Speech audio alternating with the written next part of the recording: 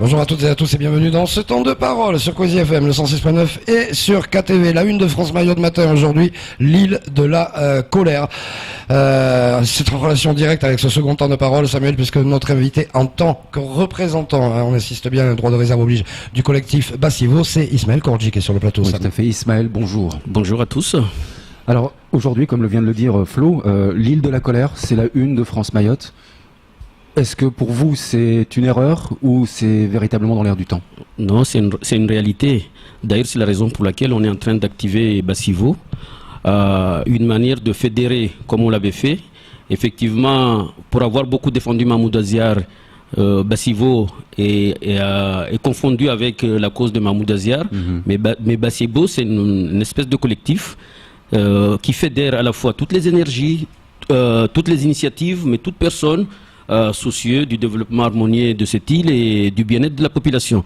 Donc l'idée c'est justement réactiver Bassivo et fédérer toutes les personnes qui ont envie que Mayotte ne sombre pas justement dans une guerre civile, pour ne pas paraphraser Mansour Kamardine. Alors il y a le CODIM, le collectif de défense des intérêts de Mayotte qui s'est constitué, c'est quasiment le même esprit que Bassivo. Il y a aussi le COSEM, c'est le même esprit. C'est le même esprit, même les inspecteurs. Exactement. Voilà, les inspecteurs. Vous voulez rassembler l'ensemble de la société civile pour dire basse. Voilà.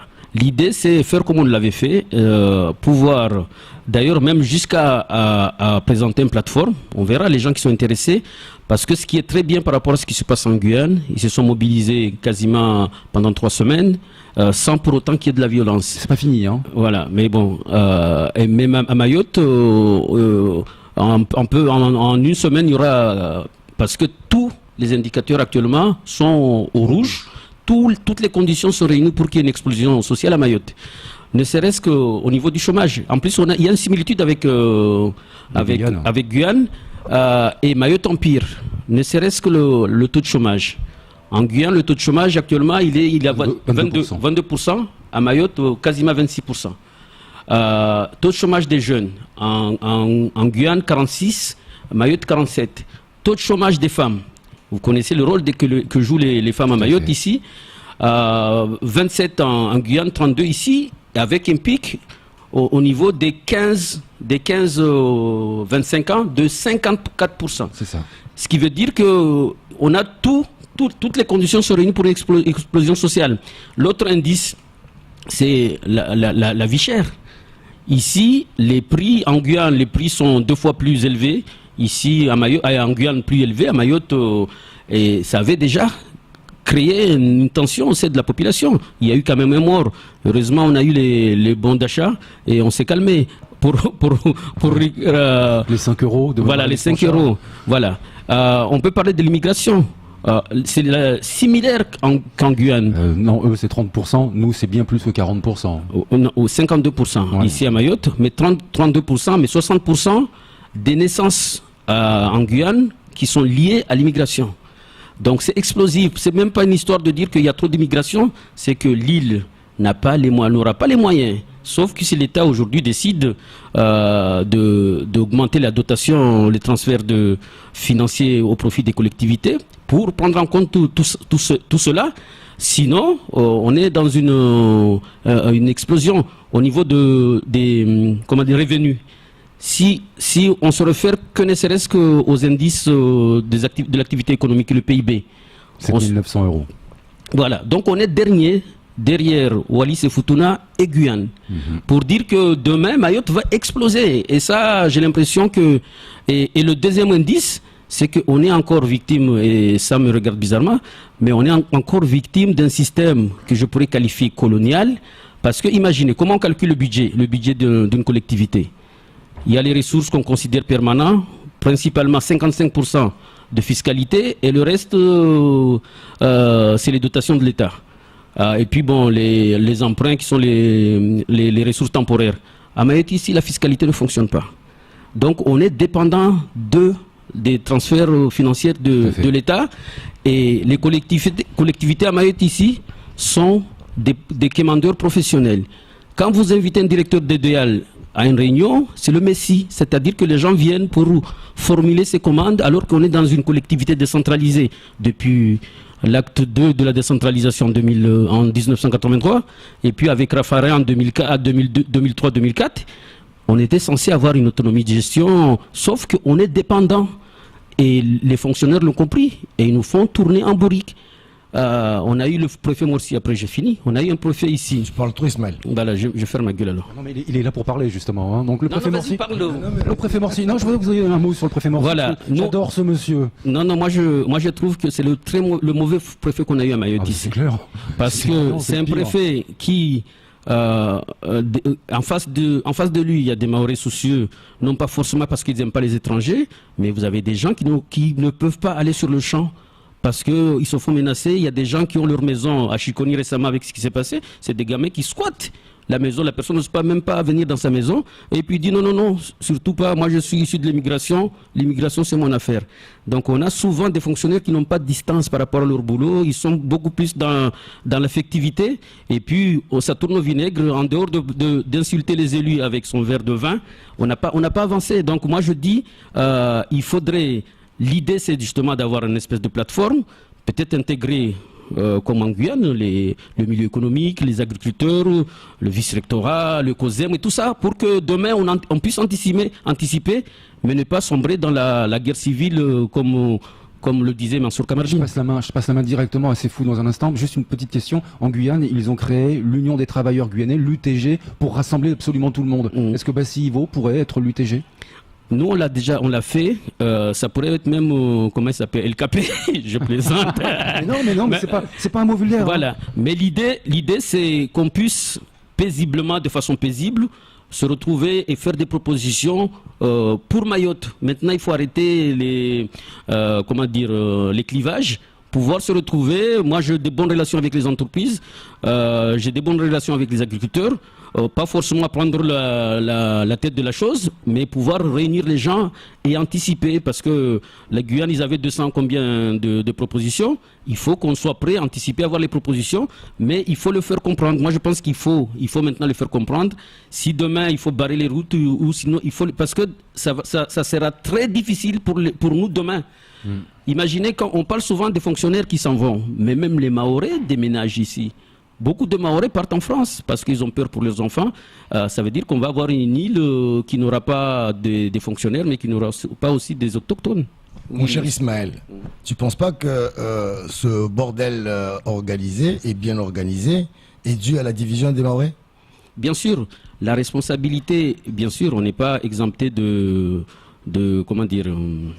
responsabilités, parce que la première, je l'ai dit tout à l'heure, quand on invite un directeur de l'ADL, on est dans un territoire de collectivité décentralisée. Quand on invite un directeur de l'ADL, c'est le Messie.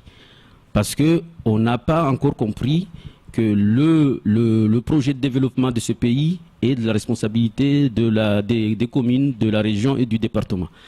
Mais ils sont en situation de... ils n'ont pas le choix. L'autre problème, c'est la responsabilité des cadres locaux. Parce qu'effectivement, on a des cadres au niveau local qui se bagarrent beaucoup pour avoir des responsabilités, mais que dès qu'ils ont les responsabilités, d'abord se servir, c'est-à-dire se bagarrer pour leurs avantages, mais surtout vérifier qui était mon ancien ennemi pour que je règle les comptes. Ça ne fonctionnera pas, et à la Réunion, ils savent taire leurs différences, ils savent taire leur étiquette politique pour défendre les intérêts de Mayotte. Moi, je dis à la Réunion, et je dis la première responsabilité, c'est les cadres.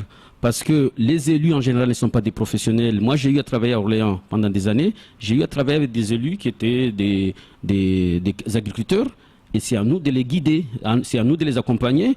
Les décisions, ils les prennent. Mais il faut leur donner les bons éléments. Est-ce que ces cadres ne sont pas tenus par nos politiques ?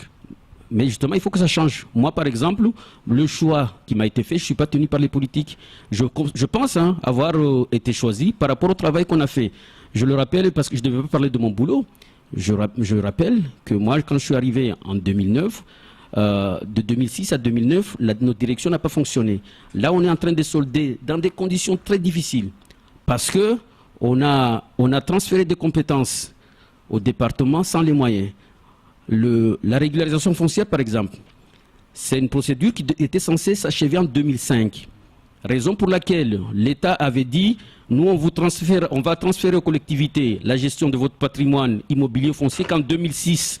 Parce qu'ils pensaient que la régulation foncière devait s'achever en 2005. Elle n'est pas achevée. Le département l'a hérité sans moyens. Et on fait avec les moyens du bord. Récemment, on a versé, on a compensé les fonds concernant l'enfance. On a applaudi, mais on ne fait que rembourser ce qu'on doit au département. L'exemple aujourd'hui, on est encore en train de solder la partition des bâtiments. C'est-à-dire qu'on vous transfère les compétences, on vous transfère aussi les moyens que l'État avait à l'époque pour exercer ses compétences. Sauf que jusqu'à aujourd'hui, le département paye plus de 1 800 000 euros pour louer des bâtiments, sans pour autant que cette dépense soit évaluée ou compensée par l'État. Donc pour vous dire qu'on est dans une situation, j'insiste parce que notre rôle aussi, c'est aussi d'accompagner, d'aider les communes, les collectivités locales à assumer dans les meilleures conditions leurs responsabilités. Donc aussi dans les plateformes qu'on aura à rédiger, c'est de dire aussi, donner la possibilité aux élus de jouer leur rôle et éviter que la ministre de l'Outre-mer vienne dire, moi, il faut que les élus de Mayotte assurent leurs responsabilités au moment où on vous a donné une maison qui est complètement... Non mais est-ce que nos élus ont les compétences pour défendre ce fléau? Moi, je ne veux pas me prononcer, parce que tu diras que je suis obtenu par les élus. À mon âge, là, bientôt, je vais avoir 60 ans. Mais c'est pas le sujet de toute façon. C'est pas le sujet. Le sujet, c'est... Allez-y, Flo. Ouais, voilà. Moi, j'essaie de comprendre et puis que ce soit clair pour nos auditeurs. Vous faites ce parallèle avec la situation en Guyane. Vous tirez la sonnette d'alarme sur le risque de véritable crise au niveau local. Vous voulez monter... il y a ce collectif Bassivo qui se réunirait en plateforme, mais il y a énormément de situations où Paris est totalement au courant. Urvoas a pondu un des rapports les plus dramatiques. Ils sont totalement conscients de la situation et ils changent rien. Quel serait l'angle pris par ce collectif pour que ces propositions trouvent un écho? Il faut comment dire, un rapport de force. De toute façon, il faudrait un rapport de force. En Guyane, ils ont eu leur plateforme, mais il y a aussi un rapport de force. L'idée, c'est justement, avec cette plateforme, demander aux parties prenantes d'exercer aussi sans violence, mais un rapport de force vis-à-vis de ceux qui détiennent le pouvoir. D'accord. Descendre dans la rue, empêcher, comme ça a été fait, mais il faut un rapport de force.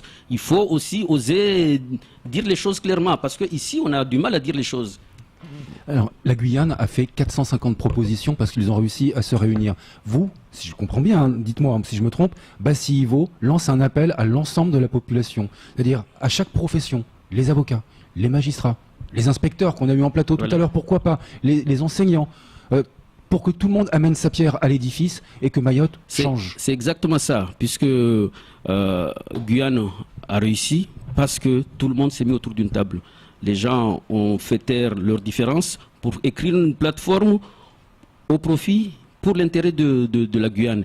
Et effectivement, ici, on est encore, mais c'est une jeune collectivité, on est encore avec nos divisions villageoises, mais il faut arriver à faire taire, et il faudrait, on ira voir les patrons, les entrepreneurs. On a des entreprises qui investissent pour Mayotte ici, qui mettent beaucoup d'argent ici, qui ont envie que ça fonctionne. On a des agriculteurs, on a des choses, donc contacter à la fois les avocats, avoir une plateforme, de telle sorte que au moment venu, on ait anticipé, qu'on puisse avoir une proposition, mais il fallait le faire là, moi je pense que même si le gouvernement changera, mais il fallait qu'aujourd'hui, d'ailleurs c'est la raison pour laquelle on est en train de travailler pour activer le réseau, c'est parce qu'on se dit qu'il fallait utiliser les échéances à venir pour sensibiliser déjà, sachant très bien que c'est lui qui va arriver, c'est le gouvernement qui va arriver, qui va prendre les décisions, mais il faut faire la pression dès maintenant. Alors, moi j'entends bien, je reçois un appel un SMS d'un syndicaliste qui dit il faut passer à l'action. Moi ce que je vois dans ce que j'entends, c'est qu'il y a toujours de la division. Vous appelez à l'unité, mais en même temps, il y a le CODIM, les Assoiffés du Sud, il y a le COSEM, il y a des syndicats. Comment est-ce qu'on fait pour se réunir? Est-ce qu'on doit choisir la bannière de Bassivo, de CODIM, de qui? Ou alors on fait comment pour... En tout cas, l'idée, peut-être que... Moi, je pense que Bassivo pourrait s'effacer pour l'intérêt de Mayotte s'il faut. Mais l'intérêt, c'est de pouvoir avoir une plateforme où tout le monde se retrouve. C'est-à-dire que les propositions de COSEM pourraient être intégrées à l'intérieur de cette plateforme. Les propositions moi, je trouve qu'ils sont courageux, les inspecteurs, pour avoir osé. C'est rarissime. Hein. Voilà, c'est rare. Donc, les propositions au niveau de l'éducation nationale. Donc, l'idée, c'est ça. Donc, on est en train de lancer. On s'est dit, mais à Mayotte, on a la même situation qu'en Guyane et on est en train de croiser les bras. Il faut activer. Peut-être que ça ne marchera pas. Mais Mais c'est pas forcément Bassivo. non, c'est pas Bassivo. Ça peut être n'importe quoi d'autre Bien du sûr. moment qu'on est ensemble. Bien sûr. Ah oui, non, mais Bassivo pourrait se taire. D'autant plus que Bassivo n'existe pas légalement, mais l'idée c'était toutes les manifestations que nous avions organisées. On avait les syndicats, on avait les associations. Ah, c'est un collectif spontané. Voilà, c'est un collectif spontané. Voilà. Donc, Alors, si en on veut, conclusion, si on ça veut va, se justement. réunir, si on veut vous parler, si on veut travailler ensemble, on appelle Ismaël Kordji. Voilà. Vous avez le numéro d'Ismaël Kordji, c'est assez facile à l'avoir, à se le procurer. Il faut qu'on avance de toute façon. Ah, il faut Ismaël. avancer. Il faut foutre le feu. Ah, pardon. Ah, excusez-moi. C'était Ismaël Kordji, je le rappelle, en sa qualité de représentant de ce collectif spontané Basse Ivo. C'est tout pour ce temps de parole.